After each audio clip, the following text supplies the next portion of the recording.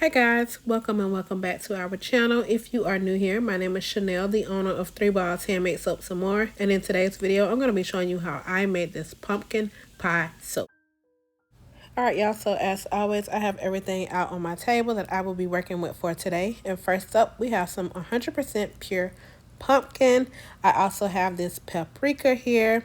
I also have some vanilla pumpkin marshmallow fragrance oil. I also have me some turmeric powder that I'm going to be adding to my soap. And since this is hot process, I also have my crock pot. Now let me go ahead and clean off my table and then we'll get started.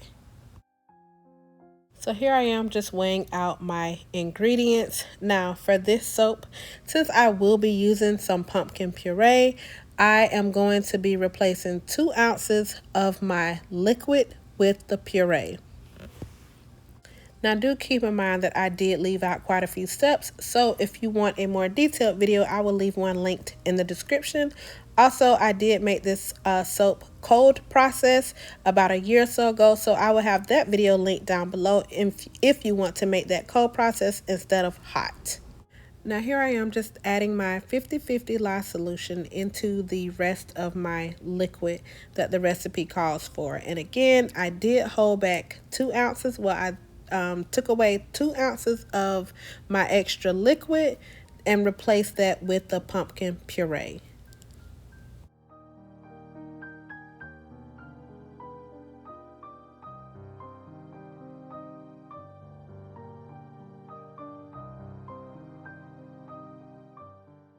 Now here I am just adding my water lye solution into my melted oils and butters, and after I do that, I'm just going to stick blend until I reach my desired trace.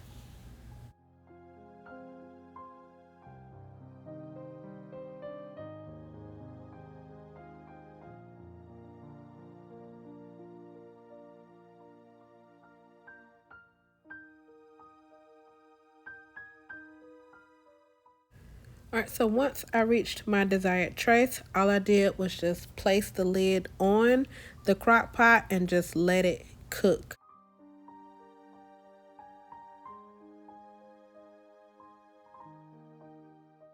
Alright, now it did volcano on me, only once though, only once. And at this point it was like looking like champagne bubbles. Now the rest of the way, throughout the rest of the cook, I did not have to take the lid off. So again, a lot of the steps I don't show in this video, but I will leave a more detailed video down below so that way you can kind of see the different phases that the hot process soap goes through. Alright, so here we are at our translucent stage, like the final stage of the hot process soap making.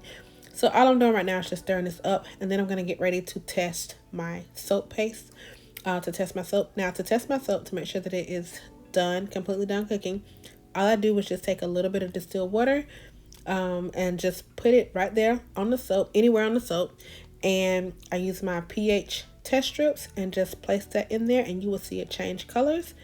And anywhere between 8 and 10 is fine with me. So right here, I think I was at like 10 or 9, somewhere in there. But yeah, so my soap was done and it was time for me to go ahead and add in my additives. Now this time I added my my pumpkin puree after the cook. And honestly, y'all, I almost forgot it. I really did. I almost forgot, and it was literally sitting right there. So here I am adding in the pumpkin puree. And again, I replaced 2 ounces of my liquid with this pumpkin puree.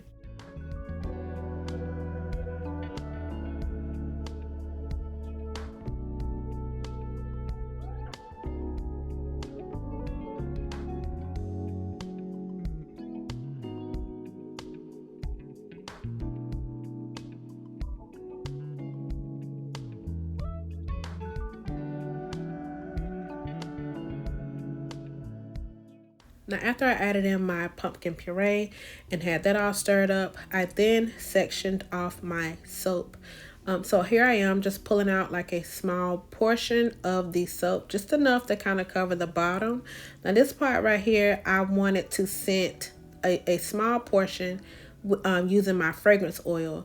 Now, the reason why I sectioned it off is because I did not want the entire soap to turn brown. Now, I was okay with just a small portion turning brown because that could act as the crust. But I did not want the entire soap to turn brown, so therefore I only pulled off just a small amount and then scented that with the fragrance oil from Midwest Fragrance Company. Now that part I did not catch on camera. I thought I was recording, but I was not. So here it is into the soap mold. And then after I added that portion in the soap mold, the bottom portion, then I went in with just a teaspoon. I started with a teaspoon of paprika powder. And then I went in with a little bit of turmeric powder. I didn't want to use too much turmeric because, again, turmeric goes a long way. You don't need a lot, and if you use too much, it will turn brown. So I did not want this soap to be brown. And then, once I added those two in there, I just stirred them up. And then I did go back and add a little bit more of the paprika, just a little bit more. And then continue to stir that up as well until I had everything blended together.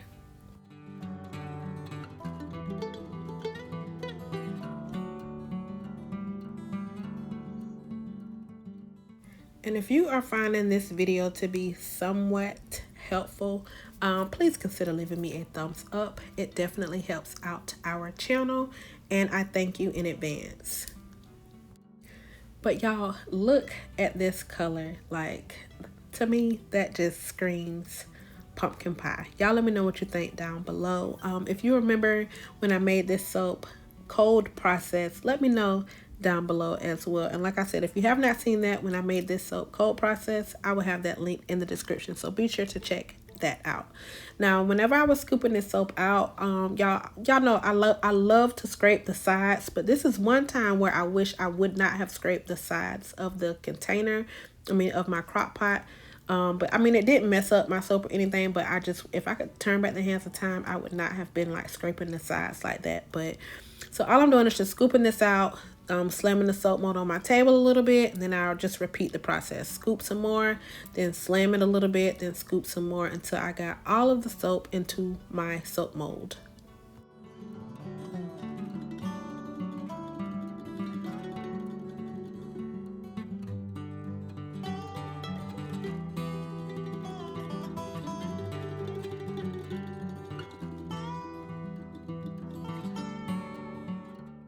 All right, so after I got my soap in the mold, it was time for me to work on the whipped cream look-alike portion, the top part. All right, so for that, since I don't use titanium dioxide, all I did was just use, I made some 100% coconut soap, and I did increase the super fat. I increased my super fat to 25% for this. So once I had that done, made up, brought it to trace and everything, all I did, I was going to do like dollops, but I had the wrong, I shouldn't have used this big spatula. So at this point, I was like, you know what, dollops isn't working. So let me just go straight down the middle and just put the soap right down the middle, which that actually worked out better when it was time for me to cut it. So, but again, like I said, all I did was just use, I just made up 100% coconut soap and increased the super fat for this top portion here. Now here we are the next day, and it was time to cut our soap. And y'all, when I peeled these sides back and I seen that brown down there, I was so pleased. I was very pleased. This soap smells so good. If you have not tried the vanilla pumpkin marshmallow, get it. It smells so amazing. Oh my gosh, it smells so good. But y'all, look at this. I love this rustic look. Y'all know, if you've been following me for a while, ever since I made my very first hot process soap, y'all know I am hooked on making hot process soap. So now here I am cutting the soap. This is the very first cut, and I was a little disappointed right here, y'all. I'm not even gonna tell you a fib. I was very disappointed. But again, that right there came from me like scraping my side. So that's why I said this right here was the one soap where I wish I would not have scraped the side of my crock pot. But other than that, like, it wasn't throughout the entire bar, like the entire loaf. But for the most part, it was, you could see it in some of them.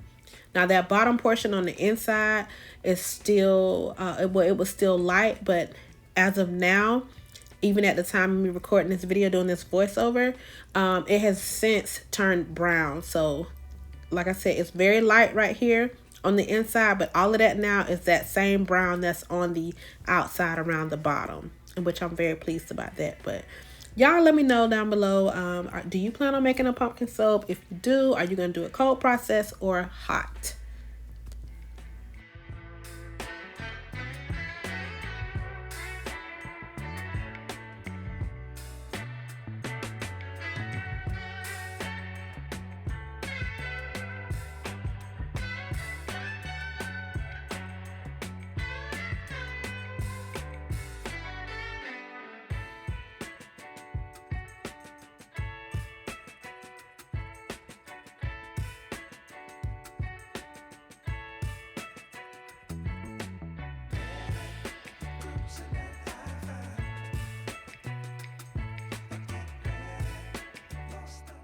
And y'all, just like that, we are all done. I did not use my stamp for this since I did add fragrance oil and I don't have another stamp. So, but other than that, y'all let me know what you think down below. If you enjoyed this video, please consider leaving me a thumbs up. And if you have not done so already, consider subscribing to our channel. To all of our wonderful supporters out there, we love and thank you guys so much. And a special thank you to our Soap Chat members, Gina, Andre, Terry, Rita, April, Sasha, Letitia, Karen, Jojo, and Daisha. Thank y'all so much. And until next time, I will see you guys later.